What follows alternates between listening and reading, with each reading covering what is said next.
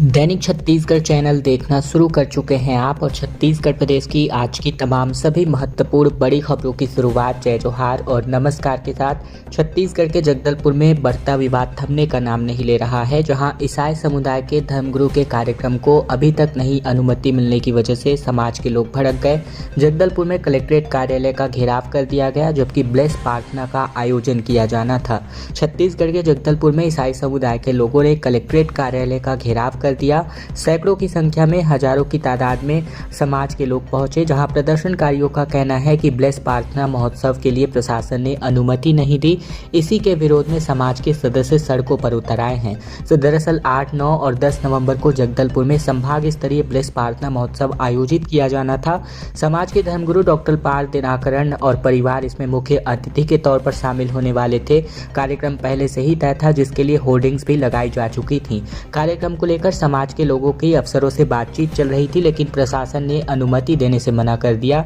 वहीं शुक्रवार 8 नवंबर को समाज के सैकड़ों सदस्य संभाग के अलग अलग जिलों से जगदलपुर पहुंचे, जिन्होंने प्रशासन के अनुमति न देने का विरोध किया। फिर मिशन ग्राउंड से कलेक्ट्रेट कार्यालय तक नारेबाजी के साथ रैली निकाली गई, फिर कार्यालय का घेराव कर दिया गया। बताया जा रहा है कि पुलिस ने भीड़ को देखते हुए सुरक्षा के कड़े इंतजाम कर रखे हैं।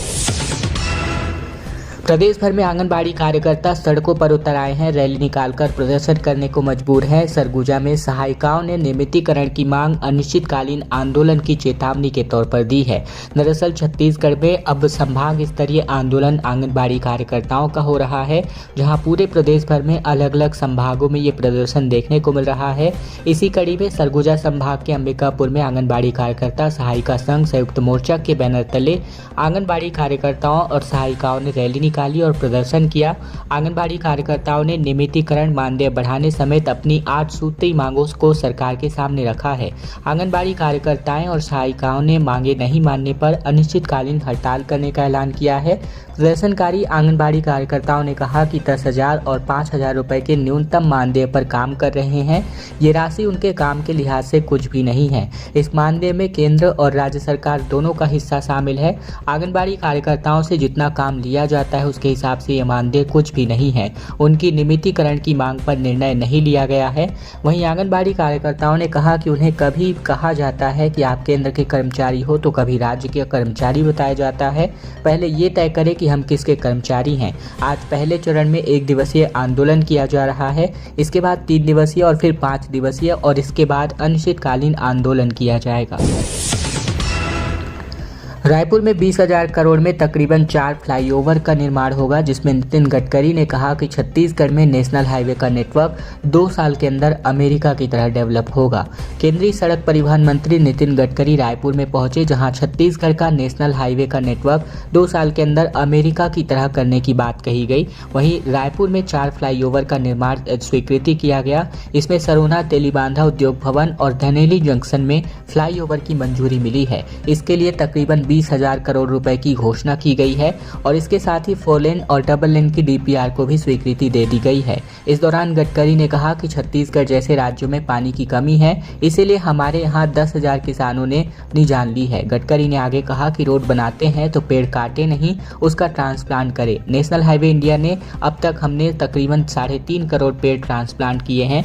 ये बातें इन्होंने इस सभा के दौरान कही। केंद्रीय सड़क परिवहन मंत्री नितिन गडकरी बीते दिन रायपुर पहुंचे थे, जहां मंत्री प्रदेश में पहली बार होने जा रहे भारतीय सड़क कांग्रेस अधिवेशन में शामिल हुए। रायपुर इस 83वें कॉन्फ्रेंस की मेजबानी कर रहा है। ये अधिवेशन 11 नवंबर तक शहर के साइंस कॉलेज ग्राउंड में होने जा रहा है। डिप्टी सीएम अरुण साव ने कहा कि छत्तीसगढ़ में प्रकृति की अकूत संपदा है। जाहिर है कि अगर यातायात और ट्रांसपोर्ट करना है तो उसके लिए सड़कों का दुरुस्त होना बेहद जरूरी है। छत्तीसगढ़ में वन रक्षक के 1484 पदों पर भर्ती के लिए 16 नवंबर से शारीरिक मापजोख और दक्षता परीक्षण आयोजित किया जाना है। वन एवं जलवायु परिवर्तन विभाग में वन रक्षक के 1484 पदों पर सीधी भर्ती के लिए वर्ष 2023-24 में आवेदन पत्र आमंत्रित किया गया था।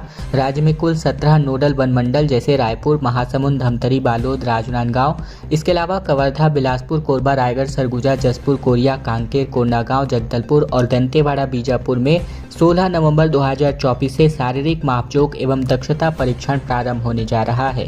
शारीरिक मापजोक एवं दक्षता परीक्षण के लिए पात्र एवं अभ्यर्थियों की सूची वन मंडल के अनुसार नोडल वार एवं अनुक्रमांक वार का विवरण विभागीय वेबसाइट्स forest.cg.gov.in पर उपलब्ध किया जा चुका है। अभ्यर्थियों द्वारा ऑनलाइन प्रवेश पत्र विभागीय वेबसाइट से डाउनलोड करके प्राप्त किया जा सकता है।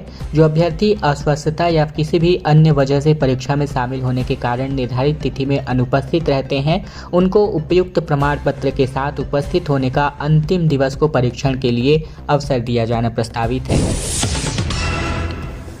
छत्तीसगढ़ से होकर गुजरने वाली 16 ट्रेनें एक बार फिर से कैंसिल कर दी गई हैं। बिलासपुर वन मंडल में ये तीसरी लाइन का काम के नाम पर 16 से लेकर 20 नवंबर तक कटनी रूट पर ये ट्रेनें नहीं चलने वाली हैं। रेलवे ने छत्तीसगढ़ से होकर गुजरने वाली तकरीबन 16 ट्रेनों को कैंसिल कर दिया है। बिलासपुर रेल मंडल के ककरेली स्टेशन में तीसरी लाइन को जोड़ने का काम किया जाएगा, जिसके चलते कटनी रूट की गाड़ियाँ 16 से लेकर 20 नवंबर तक नहीं चलेंगी। रेलवे ने यात्रियों की सुविधाओं के लिए वैकल्पिक व्यवस्था बनाने के बजाय असुविधा के लिए खेद व्यक्त किया है। रेलवे प्रशासन की ओर से इंफ्रास्ट्रक्चर डेवलपमेंट के नाम पर दक्षिण पूर्व मध्य रेलवे में कई परियोजनाओं का काम किया जा रहा है। इसी कड़ी में बिलासपुर कटनी के बीच तीसरी लाइन कनेक्टिविटी के लिए एक महत्वपूर्ण और व्यस्त रेल मार्ग है, जो इस पूरे क्षेत्र को उत्तर भारत से जोड़ती है। इस रूट पर परिचालन को और भी सुचारू और नई गाड़ियों के मार्ग प्रशस्त करने के लिए नई रेलवे लाइनों का निर्माण किया जा रहा है। इसी दिशा में सक्रिय रूप से कार्य करते हुए बिलासपुर से कटनी के बीच तीसरी लाइन का निर्माण कार्य किया जा रहा है, जिसके अंतर्गत ये कनेक्शन जो है टूटने जा रहा है। बिलासपुर में हिंदू संगठन ने विधायक श्रीवास्तव का पुतला फूका। भगवाधारी गुंडे वाले बयान पर बवाल मचा हुआ है, जबकि बेलतरा विधायक ने अपने ताकत आजमाने की चुनौती दे डाली है। छत्तीसगढ़ के बिलासपुर के धार्मिक नगरी रतनपुर क्षेत्र के गांव में बने चर्च के उद्घाटन और धर्मांतरण के मुद्दे पर राजनीति लगातार गर्माती जा रही है। कांग्रेस नेता और कोटा विधायक अटल श्रीवास्तव के भगवाधारी गुंडे वाले बयान पर हिंदूवादी संगठनों का आक्रोश भड़क गया है। नाराज लोगों ने बीते दिन कांग्रेस विधायक का पुतला दहन किया, तो वहीं बेलतरा विधायक सुशांत शुक्ला ने कहा कि कांग्रेस नेता छत्तीसगढ़ में ईसाईकरण को बढ़ावा दे रहे हैं। इसका ये उदाहरण है। शुक्ला ने आगे कहा कि अटल श्रीवास्तव मिशनरियों के गुंडे बनकर काम न करें। उन्हें जसपुर जाकर देखना चाहिए कि हालात क्या से क्या हो गए हैं। उनके नेताओं को भी जसपुर से ठीक करके ही भगाया गया था। श्रीवास्तव निर्वाचित और सर्व समाज की जनप्रतिनिधि हैं। धर्मांतरण का कुचक्र रचने वाले मिशनरियों का सहयोग न करें। सनातनी व्यवस्था की व्यक्ति होने के नाते मेरी सलाह ये है कि वो सनातन के विरोध में हो रहे किसी भी काम में सहयोग ना करें। इसके अलावा बात करें तो लगातार जो है ये मामला और बढ़ता हुआ दिखाई दे रहा है, जहां एमएलए सुशांत शुक्ला ने कहा कि बेलतरा और कोटा क्षेत्र में कांग्रेस के नेता और कांग्रेस के संरक्षण में ईसाई मिशनरियों के द्वारा जो धर्मांतरण और मतांतरण का कुचक्र चलाया जा रहा है, इसे बंद किया जाना चाहिए। और अब खबर धमतरी से, जहां कुत्तों का आतंक बढ़ता जा रहा है। मॉर्निंग वॉक पर निकले 17 लोगों को कुत्तों ने काट लिया। 9 गांवों में इसके खिलाफ दहशत फैली हुई है। धमतरी ग्राम पोटियाडी में तकरीबन सुबह के सैर सपाटे पर निकले लोगों पर पागल कुत्ते आफत बनकर टूट पड़ रहे हैं। गांव में ही 5 लोगों को काटने के बाद पागल कुत्ते लोहारसी, परस्तराई और खरतुली, साथ ही पेंडरवानी, कंवर, परसूली, पलारी और बेलौदी तक तकरीबन 25 किलोमीटर तक घूमकर 17 लोगों को काट चुके हैं। सभी 9 गांवों में पागल कुत्ते को लेकर दहशत बना हुआ है। दोपहर को भीड़ ने कुत्ते को मौत के घाट उतारा गया है, जबकि सुबह 5 बजे पोटियाडी में कुत्ते ने देवनारायण साहू, घसियाराम यादव को अपना शिकार बनाया। वहीं बात करें तो दोपहर 12 बजे तक 17 लोगों को कुत्ते ने काट लिया। इससे इलाके में पूरी तरीके से दहशत का माहौल बन गया था। खबर रायपुर से, जहां जीएसटी की टीम का छापा पड़ा है। 20 व्यापारियों के इलेक्ट्रॉनिक सामान जब्त किए गए हैं। नागपुर से ट्रक में भरकर रायपुर पहुंचा था। ई-वे बिल नहीं होने की वजह से पेनाल्टी लगने वाली है। छत्तीसगढ़ राज्य जीएसटी की टीम ने रायपुर में 15 से ज़्यादा कारोबारियों के खिलाफ इलेक्ट्रॉनिक सामान को जब्त किया है। ये माल नागपुर से 2 ट्रकों में भरकर रायपुर पहुंचा था। जीएसटी की टीम इस बात की जाँच कर रही है कि जब्त सामान में कितने माल का ई-वे बिल है। बताया जा रहा है कि शुक्रवार की सुबह 2 ट्रकों में सामान भरकर रायपुर पहुंचा। जीएसटी टीम को इस बात की खुफिया सूचना मिली कि इनमें से कई सामानों का ई-वे बिल नहीं जनरेट हुआ है। टीम ने ट्रक से माल नीचे उतरवाकर जांच करना शुरू किया। फिलहाल जीएसटी अफसरों के मुताबिक ये शहर के तकरीबन 20 कारोबारी का सामान है। जिन सामानों में ई-वे बिल नहीं मिलेगा उनमें पेनल्टी के साथ ही टैक्स भी वसूला जाना है। और अब खबर भिलाई से, जहां बदमाश अमित जोश का एनकाउंटर किया गया, जहां एसपी ने कहा कि भागते हुए पुलिस पर गोलियां चलाई, जवाब में कार्यवाही में 3 बुलेट लगी, जहां 35 से ज्यादा केसेस इस पर दर्ज थे। छत्तीसगढ़ की साय सरकार ने भिलाई में पहला एनकाउंटर किया है। भिलाई क्राइम ब्रांच की टीम ने निगरानी बदमाश अमित जोश को एनकाउंटर में ढेर कर दिया है। ACCU की टीम ने पकड़ने गई थी, तभी आरोपी ने फायरिंग कर दी। जवाबी कार्यवाही में 3 गोलियां लगने से अमित जोश मारा गया। पूरा मामला भिलाई नगर थाना क्षेत्र का है। अमित जोश भिलाई के ग्लोब चौक में हुए गोलीकांड का मुख्य आरोपी था। 35,000 का इनामी भी था और वह 4 महीने से फरार था। पुलिस को उसके भिलाई आने की खबर मिली थी, जिसके बाद पुलिस ने आरोपी की घेराबंदी की। आरोपी पर 35 से ज्यादा केसेस दर्ज हैं। SP जितेंद्र शुक्ला ने बताया कि अमित जोश कुख्यात बदमाश था और किसी पर भी चाकू, छुरी और गन से हमला कर देता था। खबर रायपुर से, जहां HIV पीड़ितों को अब यात्री बसों में कोई भी किराया नहीं देना होगा। छत्तीसगढ़ में नक्सल प्रभावित अब हाफ किराया देंगे, जबकि 80 से ज़्यादा उम्र वालों को भी ये सुविधा मिलने वाली है। छत्तीसगढ़ में परिवहन विभाग से बड़ी खबर है, जहां HIV पीड़ित अगर बस से सफ़र करता है तो उसे किराया देने की ज़रूरत नहीं पड़ेगी। इसी के साथ ही दृष्टिहीन, दोनों पैरों से दिव्यांग व्यक्ति, 80 वर्ष या उससे ज़्यादा उम्र के वरिष्ठ नागरिकों को यात्री बसों में मुफ्त किराया की सुविधा दी जा रही है। वहीं नक्सल प्रभावित होने पर आधे किराए बस की यात्रा कर सकेंगे। नक्सलवाद से प्रभावित व्यक्ति का प्रमाण पत्र रखने वाले व्यक्ति को यात्री बस में सफर करने पर किराए में 50% की रियायत देने की सुविधा शुरू कर दी गई है। बिना प्रमाण पत्र वाली ये सुविधा नक्सलवाद से प्रभावित व्यक्ति को नहीं मिलेगी। विभाग की ओर से निर्देश दिया गया है कि यात्रियों को अपने गंतव्य के लिए निर्धारित किराए की दर की जानकारी बसों में किराया सूची चस्पा किया जाएगा। यात्री वाहनों की जाँच करते हुए निर्धारित किराए की राशि से अधिक किराया वसूल करते पाए गए वाहन किराया दर सूची चस्पा किए संचालित हुए बगैर तकरीबन 349 यात्री वाहनों में चालानी कार्यवाही करके तकरीबन 4.5 लाख रुपए की वसूली की गई है। छत्तीसगढ़ में 10वीं और 12वीं के बोर्ड एग्जाम के पहले प्री बोर्ड की परीक्षा आयोजित होनी है, जिसको लेकर स्कूल शिक्षा विभाग ने आदेश जारी कर दिया है। छत्तीसगढ़ में 10वीं और 12वीं के परीक्षार्थियों के लिए बड़ी खबर है, जहां स्कूल शिक्षा विभाग ने मंत्रालय ने प्रदेश के सभी कलेक्टर और जिला शिक्षा अधिकारियों को आदेश जारी किया है। प्री परीक्षा जनवरी के अंतिम सप्ताह में आयोजित करी जानी है। परिणाम में सुधार और उन्नयन के लिए ये परीक्षा ली जानी है। शिक्षा विभाग की ओर से जारी आदेश में 9 बिंदुओं में दिशा निर्देश जारी किया गया है। प्री बोर्ड परीक्षा पूर्ण पाठ्यक्रम में आयोजित होगी। 10वीं एवं 12वीं का पाठ्यक्रम यथासंभव 10 जनवरी 2025 तक पूर्ण करने का निर्देश है, जबकि प्री बोर्ड की परीक्षा जनवरी के अंतिम सप्ताह में आयोजित की जानी है।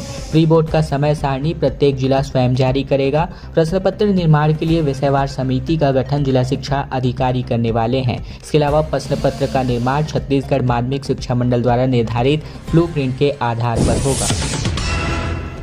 कवर्धा हत्याकांड को लेकर के कब्र खोदकर कांग्रेस नेता की लाश पुलिस निकालने वाली है। मध्य प्रदेश हाई कोर्ट ने इस पर नाराजगी व्यक्त करी, कहा दोबारा पोस्टमार्टम कराएं।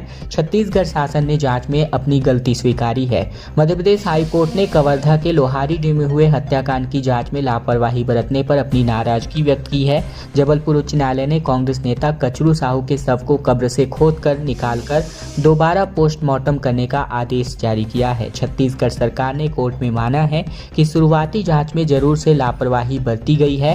बीते दिन मध्य प्रदेश हाई कोर्ट के चीफ जस्टिस सुरेश कुमार कैत और जस्टिस विवेक जैन की डिवीजन बेंच ने मामले की सुनवाई की, जहां डिवीजन बेंच ने राज्य शासन को निर्देशित किया है कि विशेषज्ञ चिकित्सकों की टीम से परिवार वालों की मौजूदगी में शव का पोस्टमार्टम कराएं। रिपोर्ट कोर्ट में प्रस्तुत की जाए। रायपुर दक्षिण विधानसभा उपचुनाव में बीजेपी ने अपनी पूरी ताकत झोंक दी है। सुनील सोनी के समर्थन में सांसद बृजमोहन समेत कुल 4 मंत्री और 1 दर्जन से ज्यादा विधायक मैदान में उतर चुके हैं। रायपुर दक्षिण विधानसभा उपचुनाव में भाजपा ने अपनी पूरी ताकत झोंक दी है। बीते दिन सांसद बृजमोहन अग्रवाल समेत तकरीबन 4 मंत्री और 1 दर्जन से अधिक विधायकों ने भाजपा प्रत्याशी सुनील सोनी के पक्ष में माहौल बनाने के लिए जोरदार डोर टू डोर अभियान चलाया। रोड शो, जनसंपर्क और छोटी बड़ी बैठकों के माध्यम से पार्टी नेताओं ने क्षेत्र के मतदाताओं तक पहुंचकर सुनील सोनी के लिए समर्थन जुटाया। वहीं रायपुर दक्षिण विधानसभा उपचुनाव में भाजपा सुनियोजित और मजबूत प्रचार अभियान चला रहा है। जनता को अपने पक्ष में करने को लेकर प्रयासरत है और इसी के अंतर्गत सांसद बृजमोहन अग्रवाल ने एक बार फिर से रोड शो कर रायपुर ग्रामीण विधायक मोतीलाल साहू के साथ ही क्षेत्र के भाजपा के पक्ष में माहौल बनाया और इस दौरान मतदाताओं को भाजपा की सरकार की विकास योजनाओं और उपलब्धियों के बारे में बताया गया। सुनील सोनी को एक सक्षम और जिम्मेदार व्यक्ति के रूप में उम्मीदवार के रूप में उन्हें प्रस्तुत कर उन्हें जिताने की अपील करी गई।